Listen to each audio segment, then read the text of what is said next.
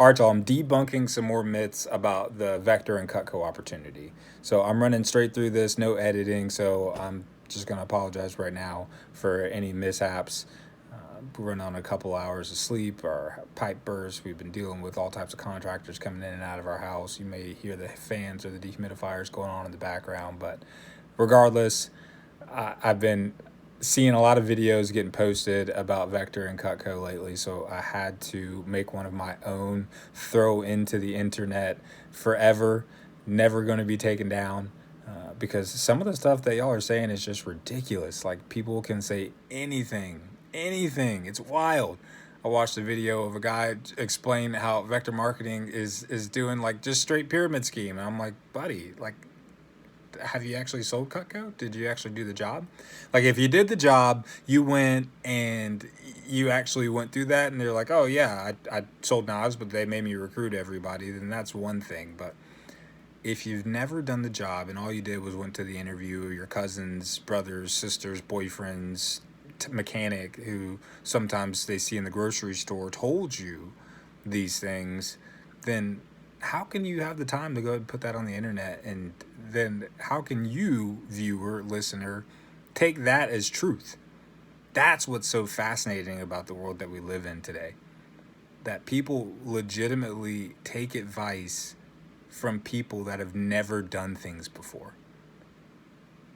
Like, let that sink in. Like, if I've never fought a fire before, never fought a fire, never put a fire out, I'm not going to give advice on how to fight fires. Like, I'm just not about to make a YouTube video on it. I'm not about to actually go out there and embarrass myself because I would sound ignorant. Do I have a very elementary understanding on how to put a fire out? Of course, for sure. Stop, drop, and roll, I'm in. But do I really know the ins and outs of it? Have I been to the training? Have I actually bumped elbows with firefighters and people who do it every day? No. So I would never give advice. I would never talk about that opportunity in that way. So it amazes me, literally amazes me, that there are people on the internet that have never sold a one shears holster worth of Cutco. And if you've sold Cutco, then you know the relevance of that. Like, it's not hard. It's only a $3 item. It's the cheapest item Cutco makes. Like, they don't even have $3 worth of Cutco sales to their name, but they're on the internet telling people that you can't make money selling Cutco, that it's a scam, that they like they know the operations and the ins and out. And that is it's amazing to me. Like, I'm chuckling inside if it weren't for the fact that I spent so much of my life like having to defend Cutco and defend Vector, and just to get a kid like in an interview, just to give a sharp kid a chance, just so he wouldn't quit before he even gave it a shot, because y'all are doing videos that are basically spooking people out. You go through the comments like, oh, I'm not showing up to the interview anymore, and I'm like, oh my gosh, that's why that kid didn't show.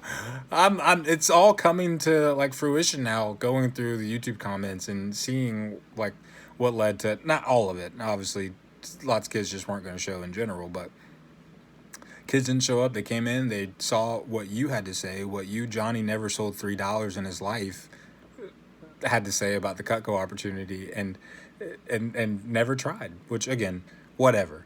Like, if that kid believes what the internet says and that's why they didn't go through with it, then they probably weren't going to be very successful selling Cutco anyway. But I digress. So let's get into it. Let's talk about some myths, some different myths regarding selling Cutco. All right, so the easiest one to debunk is it's a pyramid scheme. This is a really easy one to debunk because we sell a product. Like, Vector is the marketing arm for Cutco. Vector sales reps sell Cutco cutlery. That's the job. Like, they get paid a commission to sell Cutco. That's it. It's very simple. It's no different than how a car sales rep gets paid to sell a car, a jewelry sales rep gets paid to sell jewelry. Your mom doesn't get paid to sell you on taking the trash out. Like, everybody works in sales, and it's no different with Cutco. Like, Cutco sales reps When I say Cutco, I mean Vector. They're basically used interchangeably because they practically mean the same thing. Vector is the marketing arm for Cutco. Vector sales reps get paid a commission to sell Cutco. They get paid anywhere from 10 to 50%, depending on how much they sold in their career. Simple as that. Really, really simple. It's nothing complicated about it. They get paid a commission anywhere from 10 to 50% to sell Cutco. Period, point blank. So, not that wouldn't make it a pyramid scheme, because there are pyramid schemes out there that also sell a product, but the majority of pyramid schemes, which are illegal, the majority of pyramid schemes that sell products, they sell products that they're junk. The products they're just there to somehow distance themselves from pyramid scheme claims, but they don't really do any distancing because their reps don't get paid when they sell those products. They do, but they don't get paid anything. They don't make any money. So because they don't make any money, then that's what kind of leads to it being a pyramid scheme, is they can't make any money to sell the product that the company offers them to sell. Whew, that's the biggest one right there to take off, and it's like I felt a sigh of relief in the crowd, like, okay, it's not a pyramid scheme, but is it multi-level marketing? And this one, valid concern, super valid concern. Most of the things that people have to say about Cutco and about Vector are very valid. I get it. I try to see things from all sides. So is it multi-level marketing? Kind of. You know, based on what the Federal Trade Commission defines multi-level marketing as, which is getting paid two ways off of your own personal production, as well as the production of a team or downline. That's how the Federal Trade Commission defines multi-level marketing. Getting paid two ways. Those two ways. Getting paid off your team, getting paid off of a downline production. Downline off of a downline team production as well. So based on this definition, some positions within Cutco and Vector would qualify as multi-level marketing. Well, what do I mean by that? What do I mean by some positions? Entry-level sales reps, the ones that were getting recruited to sell Cutco, the ones I was talking about previously that get paid anywhere from 10 to 50%, those ones that everybody's making the videos about that they went to the interview, didn't show up, those reps, the people that are just starting Cutco, entry-level reps, haven't sold $0 in their career, aren't paid to recruit. They don't build a team. They just sell. No team building. I mean, they could obviously refer their friends. Absolutely, their friends come work there, but they wouldn't get compensated off of their friends' production. So that position, that entry-level sales rep, isn't multi-level marketing. Like, it just literally isn't. It's not. Like, that position is literally direct selling. They get paid a sales commission. They get paid to sell a product. That's it. Now, their position, who recruited them, their district manager or branch manager, could be involved in multi-level marketing. That could qualify as multi-level marketing, because a branch or a district manager gets paid two ways. They can personally sell Cutco, which they would get paid a commission off of anything they sell. They could also recruit a team to sell Cutco, and they would get paid a commission off of what their team sells. Again, not uncommon. It's not uncommon for people to get paid off of a sales commission, a sales team's commission, sales team's production. Not uncommon at all. Happens in real estate, happens in insurance. Hell, probably happens at your barbershop or at your salon. Whoever owns the barbershop is going to rent out those chairs, and he's going to get paid every time he cut somebody's hair. He or she, every time they do somebody's hair, they'll get paid. They'll also get paid basically off of all the other cuts, because they're going to pay rent, and that rent is just a percentage of their revenue, also known as a commission. It's very common. There's nothing wild or wacky about it. I know it may seem wild and wacky for a kid who's sold $0 worth of Cutco in his career and has no business acumen, has never experienced anything like it, because their only experience is as a lifeguard or as a babysitter or working as a cashier. Not that there's anything wrong with those jobs, but those jobs don't have experience and don't know what the real world is like. And this isn't my only job, by the way. I don't just sell Cutco. I sell pest control. I've sold cars. I've sold licensed business music. I've recruited the kids to play basketball at a postgraduate school and got a percentage off of the tuition. Like, I've worked in multiple industries, sold multiple products and services. I'm not just giving you a biased opinion just because I sell Cutco. Like, yeah, I sell Cutco. I've sold it for a long time, but it's nothing wild about the way they do business. There's nothing crazy about that. So let's talk about the pay rate, right? Let's talk about how reps get paid.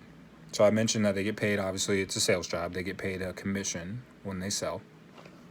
But Cutco reps, especially entry-level Cutco reps, the ones that are getting recruited, they get paid a base pay rate.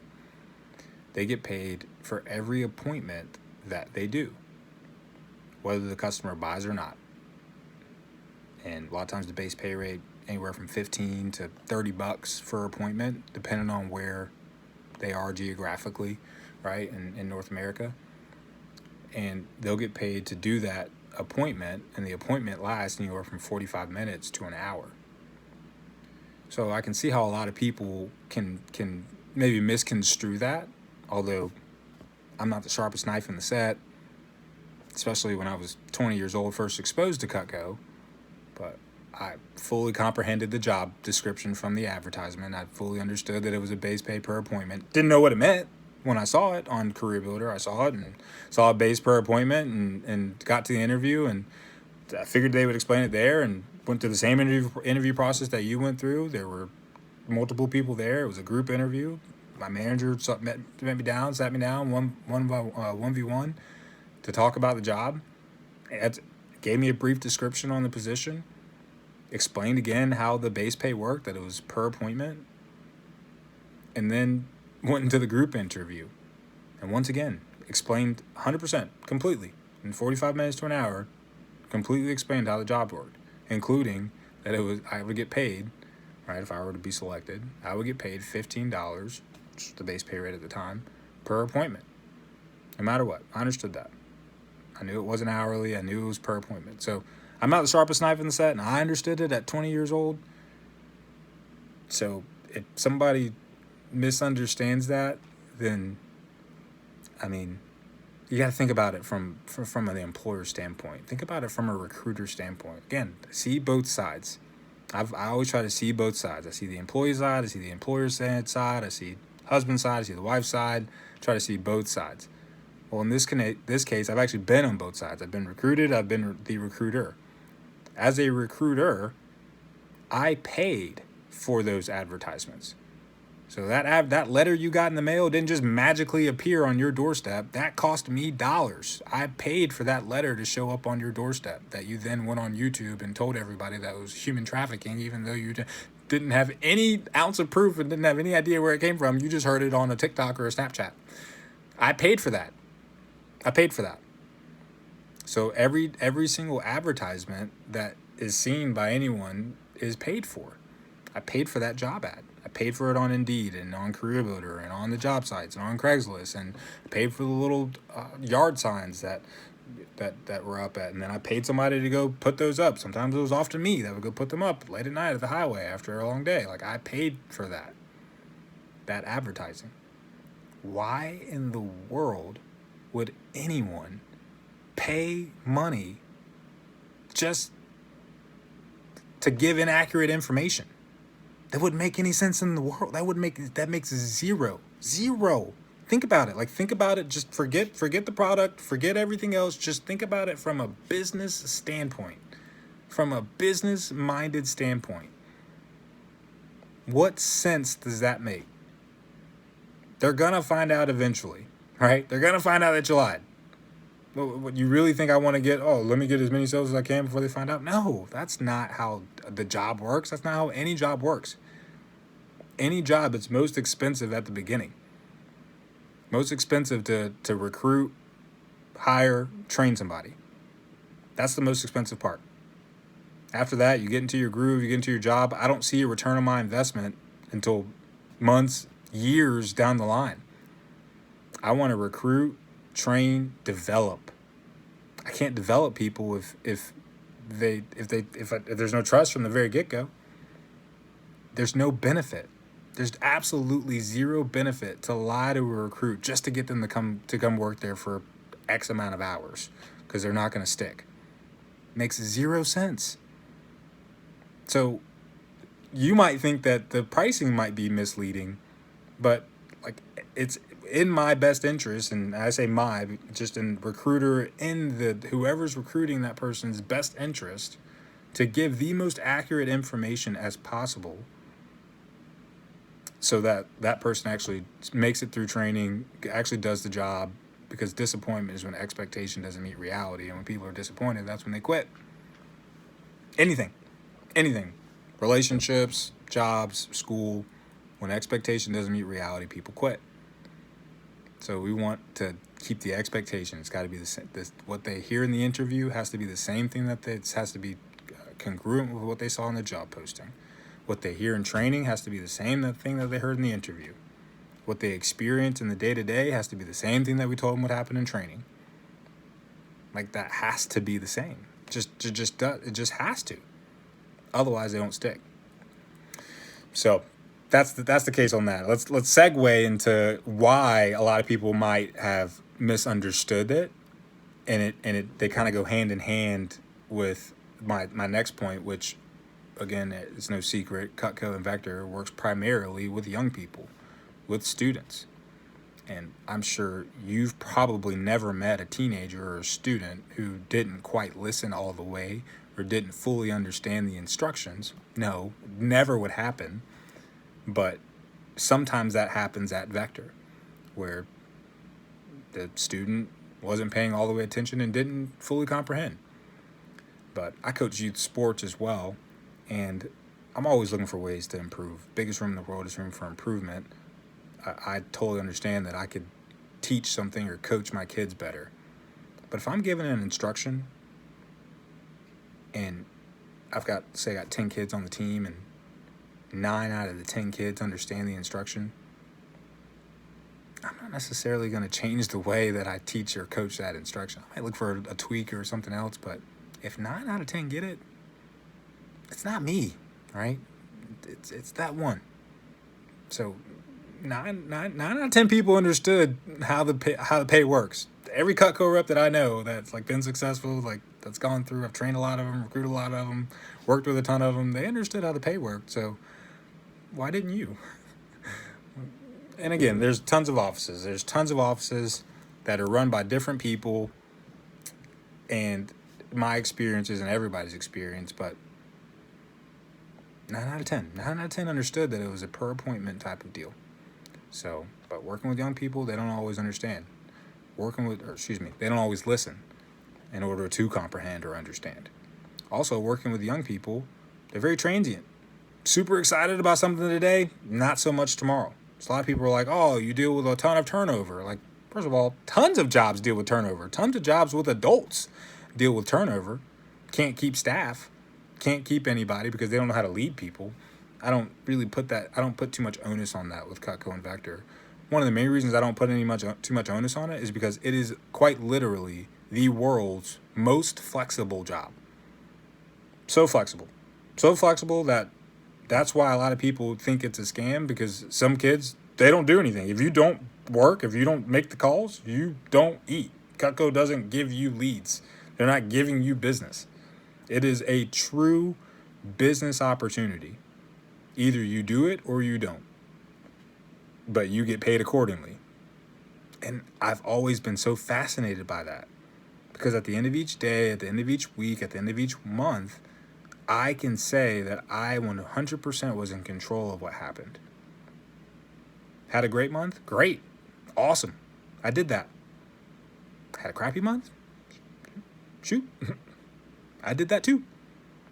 And it's really hard, right? It's really hard to have that accountability sometimes, to have no one else to blame. That's why most people end up going back to an hourly job or go back to that traditional job, because that's too much responsibility. That's too much pressure for them to say, man, I don't have anybody else to blame except for me.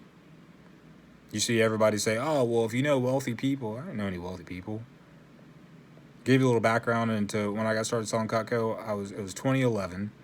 I was working as a groundman for a tree company that one of my friend's dads owned. Really good friend of mine, still to this day. One of my good friends, consider him a mentor and an integral part of my life. And we were slow. It was around winter. Anything about tree care and labor jobs like that, they typically slow down around the colder months, down here in the South even. And I was living on my own, and so I needed some income, and so I started looking. And I was just online one day, and that's when I was talking about the advertisement that I saw. I saw the base pay rate, so I was like, okay, cool. That's a little bit higher than what most of the hourly rates were charging or were offering. I saw it was customer service and sales, and I was like, all right, I don't know if I could sell, but I could talk to people.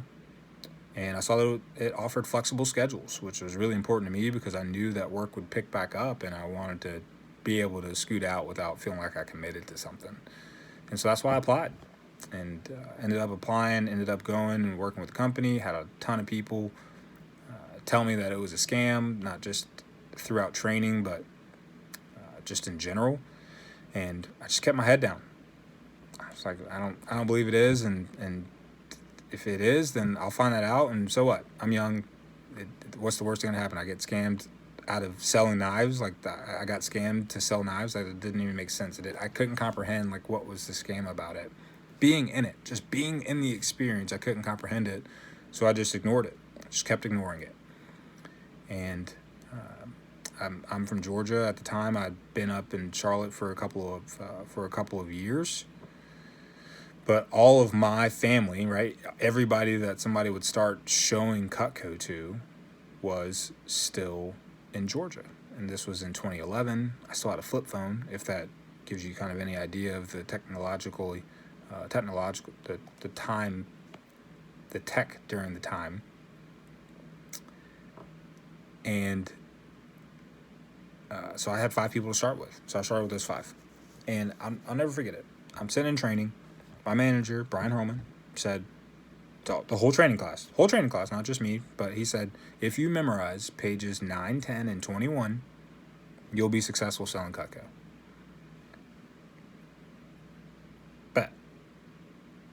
Bet. Say less. I'll do it. So again, if you've sold more than $3 worth of Cutco, then pages 9 and 10 is the close. That's your close. And any sales professional is going to tell you that you have to close similarly, if not the same, every time. You have to know and have a flow when you're talking about pricing, especially. All right, especially if you're talking about expensive pricing, talking about pricing that you got to be on your P's and Q's, because people aren't just going to buy $1,000 sets of knives because they like you. It's so silly. People are like, oh, you only sold Cutco to your friends and family. They just bought it because they felt bad. Yeah, they spent thousands of dollars. You're saying the knives are overpriced, but you're all, at the other hand, you're saying people are buying it just to make people feel good. It doesn't add up. 1 plus 1 equals 3 to you guys. So I've memorized pages 9 and 10. Girlfriend at the time, God bless her, because I was broke, had no idea what I was doing. She probably thought also that I was getting scammed, but she helped me memorize it. I went paragraph by paragraph. I would say a line, and I would get all the way through as far as I could, and if I messed up, I'd have to start all the way over. And we did that for pages 9 and 10. Took the whole night. Page 21 was a lot easier, especially with that philosophy. It's only 1 page. Again, if you sold more than $3 worth of Cutco, page 21 is the recommendation approach. So anytime people say, well, I ran out of people to see, and I always ask, okay, ask me for Rex. And they fumble and bumble and have no idea what they're saying and look down and can't ask for recommendations. I haven't done a residential Cutco approach. I haven't done a residential Cutco presentation 6 years. It's 2022 right now. Last residential Cutco presentation was probably August of 2016. Miss Jones, there's one more very important part. Here's who can really help me out. I get paid every time that I show Cutco, but I can only call people that I've been personally recommended to. So what I need you to do, just while I'm cleaning up and writing up your order, is just jot down 200 to 300 people that might be nice enough to take a quick look at Cutco. I'm not looking for anyone who would buy Cutco, just people who are nice like you that would take a look. Now, I was just kidding about the 200 to 300. Most people jot down 10 to 20. Once you get to 10, you become a sponsor for my scholarship. Once I get the 50 sponsors, Cutco gives me $150 that I can use to pay for books or gas or whatever. And all you have to do to be a sponsor is just get to 10. And once you get to 20, you become a double sponsor. There's a pen and a sheet of paper. Jot down as many as you can. Thank you so much. I really appreciate your help. Smile, break eye contact, go clean up. So, I haven't done a residential Cutco presentation in 6 years, but because I memorized that day 2 of training, because my manager said, if you do this, you'll be successful. I was like, all right, what do I have to lose? What do I have to lose? All right. He said it. He's leading the training class. He's up there telling us how to sell Cutco for a reason. That always fascinated me too, the fact that it wasn't just they put somebody off of the street and said, okay, go teach people how to sell Cutco. You had to prove that you can sell Cutco before you then were able to stand in front of the training class and teach people how to sell Cutco. I love that. Because that's not how it is nowadays. That's not how the real world works. The real world is that this guy or gal with no experience, no reason to be in front of the training class telling people how to do it, gets paid twice as much, 3 times as much, 4 times as much, never done it, has no idea what they're doing. Just because they know a guy. Just because it's their dad's company or whatever the case may be. Like that's corporate America a lot of times. It's not because of your performance. It's because of who you know, your connections. And I always love that. I mean, obviously there's politics in Cutco and Vector as well, but shoot, you can sell. That's all you got to do. You sell enough and you'll be out there. You make enough plays, you'll be on the field. So anyway, I memorized pages 9, 10, and 21. I use that page 21 to get pest control referrals. I use that in my pest control approach. I used it in a car sale approach. I just switched up the words, used it to get referrals and car sales. Elite sales training for entry-level reps. I didn't realize how great it was until I went into other industries and realized that car sales doesn't teach you how to ask for referrals. Pest control sales, they don't teach you how to ask for referrals. I sold licensed business music for a publicly traded global company, and guess what? They don't teach you how to ask for referrals.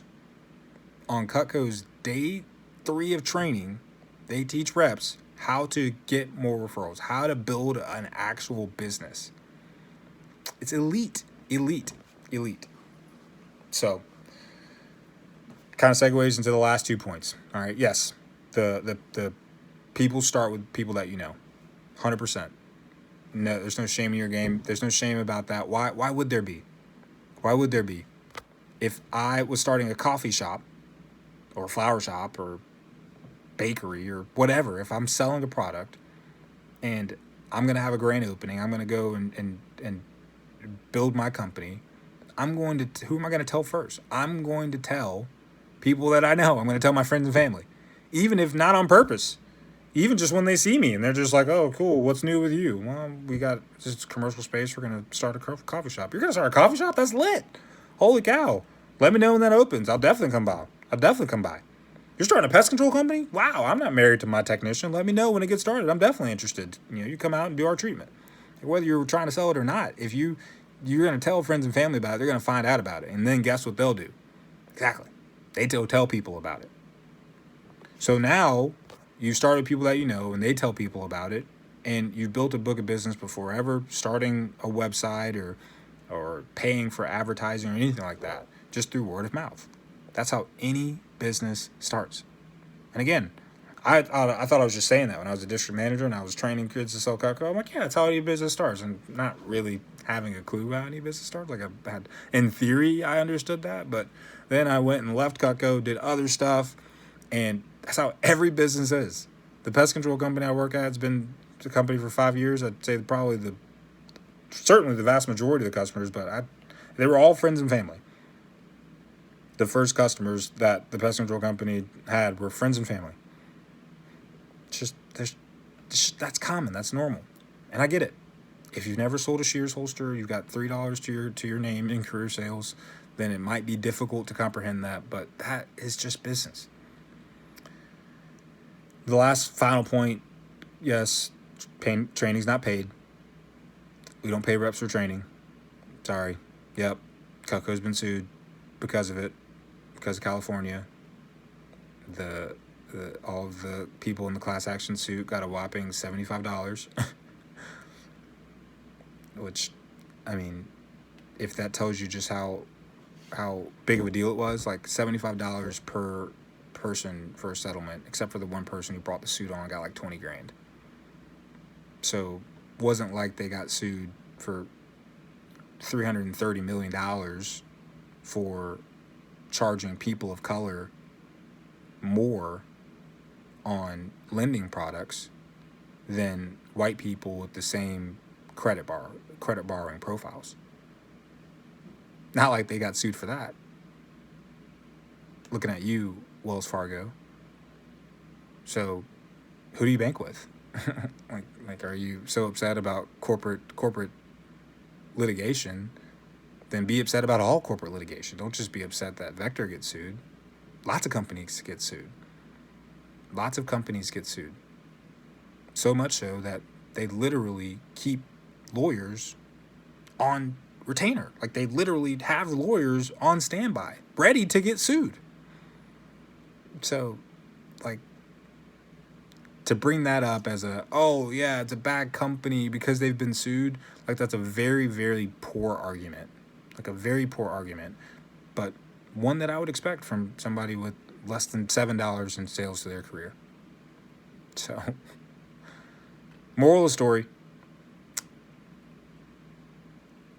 if you're going to talk about the Cutco and Vector opportunity, and anybody can talk about it. If you're going to listen to someone's opinion about the Cutco and Vector opportunity, at least ask them this one question. How much have you sold? How much have you sold? If they've sold less than $100,000 worth of Cutco, $20,000 worth of Cutco, all right? If they've sold less than $20,000 worth of Cutco, then I don't know that I would really give their opinion too much weight. And the reason I say 20,000 with the prices of Homemaker says like $1,400 now. Somebody could literally accidentally slip their way to a $10,000 fast start, right? Like, come on, stumble their way into 10 grand. 10 grand's not that much. 20 grand's a decent amount of Cutco. Going from 10 to 20 grand is like that was a heck of a grind. 10 to 20 was tougher than 20 to 30 for me. So, but anyway, I digress. Whew, feels so good to get that off my chest. I feel like I've been holding that in for years. Again, moral of the story is, if you're going to listen to somebody's opinion about the Cutco and Vector opportunity, not talking about the knives, like whatever. I'm not talking about the knives. Everybody's going to have their opinion about knives. I think the product's phenomenal. I'm talking literally just about the sales opportunity. If you're going to have an opinion on the sales opportunity, if you're going to listen to an opinion on the sales opportunity, then add some credibility to it by asking them how much they've sold. Ask them right in the comments. Hey, great video, Johnny. I really love what you said about Cutco reps going door to door. Just curious, how much Cutco have you sold? It's based on career sales, so it never goes down. So if he sold Cutco, it never ends. Never stops. That never resets or any of that. So how much they've sold is how much they've sold in their life, career, ever. So again, moral of the story, depending on who you're listening to. Other moral of the story, if you've sold less than $3 worth of Cutco in your entire lifetime, please stop making YouTube videos about the sales opportunity. Thanks.